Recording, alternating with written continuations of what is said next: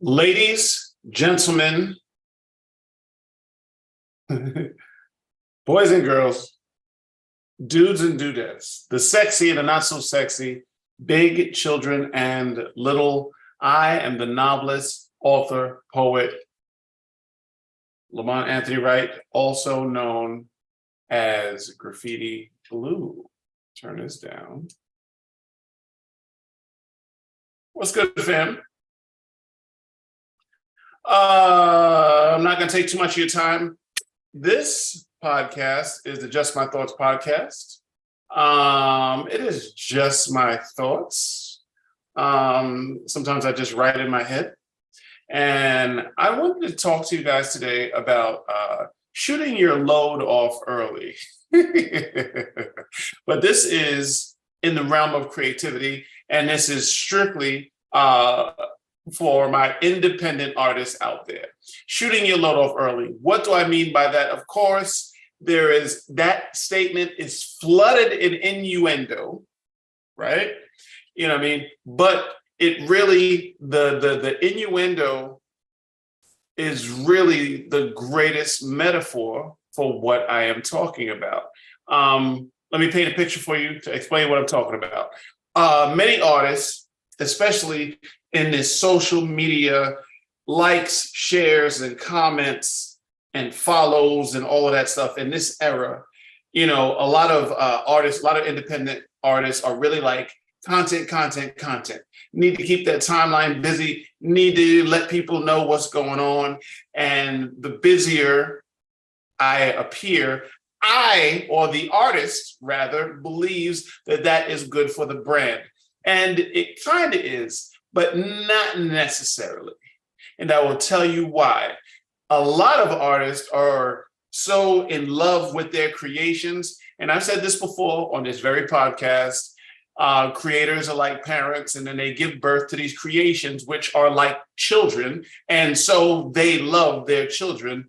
There is like a mother or a father would love their freaking child. There is no love quite like the love of your child, right? Like they say a mom, they don't really say a father's love, but they definitely say a mother's love, right? Okay, so, and because of this affection or love for one's own creation, especially in the independent world, and when we have in the background, we have social media just really dominating people's perceptions about what is hot, what is not, what is relevant, what is not, and all of that jazz. People blow their load too freaking early. So, for example, independent artist James, MC James, is getting ready to hit you with the dopest video that he can afford.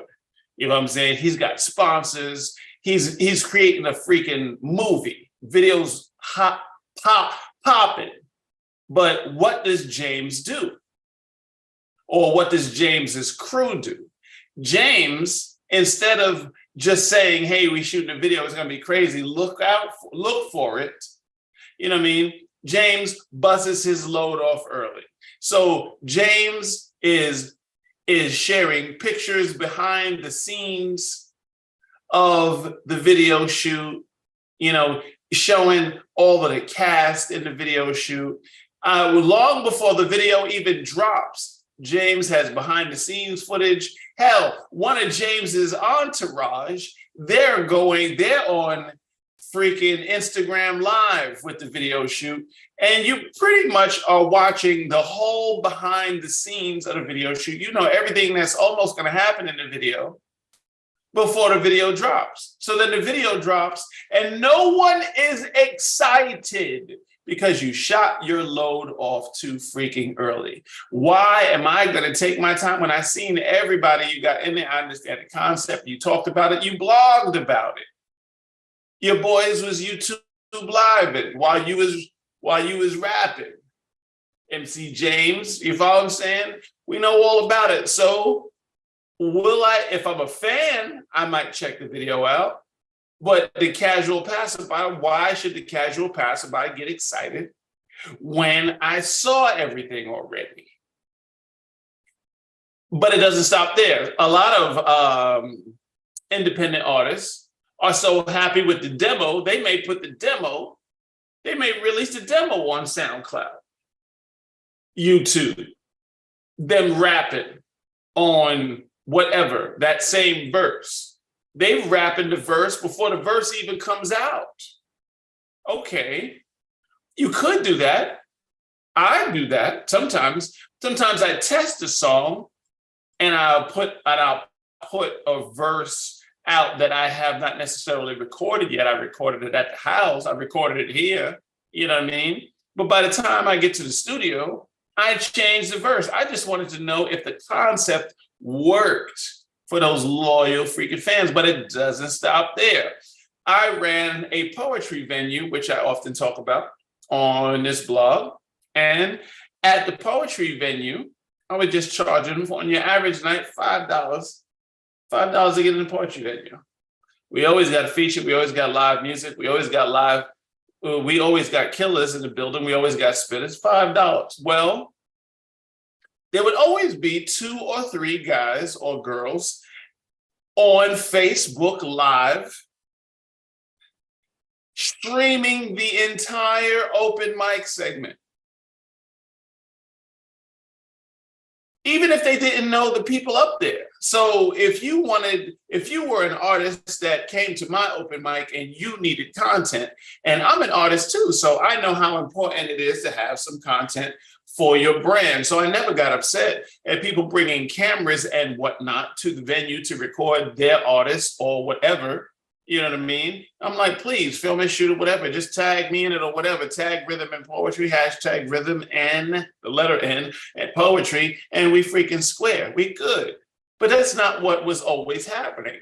What was happening was that there was some people in the audience just to get their freaking likes, shares, follows up, just to get their social media up. They would just be in the back, just streaming the whole thing. So I had to approach a couple people like, damn, homie, if you're going to stream rhythm and poetry from intro to outro every night, why should anybody even bother getting in their car to come here? Why should we even get in their car to come here when they can just see what's going on in rhythm and poetry on your freaking Facebook page? What's special? Stop blowing your load early. Take some time, cook it up, promote it, create some excitement, and then release it. And last thing I'm gonna say about this, I'm not gonna take up all of your time, is in today, especially today for my artists who release music, all of my independent musicians out there, there is some, the numbers are staggering. The numbers are something like, I don't know the numbers exactly, but let's say, for example, that 10,000 songs a week are released are just published, or 10,000 songs a day or something. The numbers are crazy. So when you're an independent artist and you don't have the budget of a big record label or something like that, how the hell are you going to stand out? And I will give you the advice somebody gave me. You have to create some kind of story as to why the hell are you even doing what you're doing? You know what I'm saying? Let people get to know who you are. I, for Champagne Ethos, did a whole campaign of telling stories and shorts about how Moet formed, how we got together, all the stories from back in the days, give behind. After the video is out, I will do behind the scenes. But this is not something new. You know what I'm saying? You don't see behind the scenes of a movie that didn't come out yet, right? You know what I mean? Sometimes Game of Thrones, for example, or House of the Dragon might show you, they might leak set pieces, but they don't leak the whole damn story. You follow what I'm saying? You don't know what the story is going to be until what you freaking watch. You know what I'm saying? So you can You can leak little peaks or whatever, but I see people live streaming taping the whole video. I know exactly what the video is going to look like, and the video don't even drop. So your video comes out. Why should I watch your video when I just saw it already? And you don't get the like, you don't get the shares, you don't get the views. Facebook gets the fucking views or whatever, or Instagram or whatever. We saw it already. So even if the song is hot, your song doesn't have as many freaking likes, views, and shares as your live stream. And if somebody's going to absorb you, if one of the bigger companies is going to absorb you, they're going to go off of the hard numbers, not the live numbers. Stop blowing your load early. Now, I know it's hard. I know this because I'm in that predicament. As an individual artist and as a member of the group Moet, just coming back from Atlanta, I've seen the footage for this Who Is She Really video, and it is hard. This video is so fire. It is hard to not talk that talk online and leak a whole bunch of the freaking promo material that I have. What is that?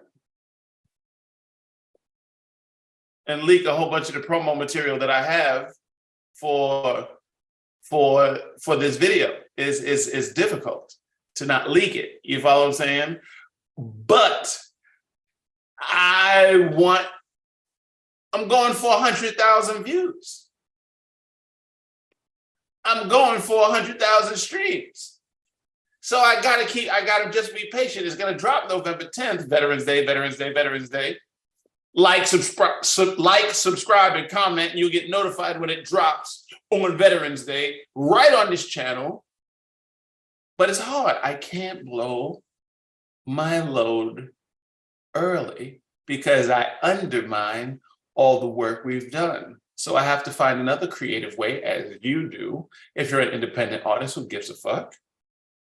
I have to find a creative way to generate anticipation for the meal to come, for the event to come, how to get people engaged. And if you are creative, you will find a way. Ladies and gentlemen, boys and girls, dudes and dudettes, the sexy and the not so sexy, big children and little, that's all I have to say. Hope you have a freaking great day, and thank you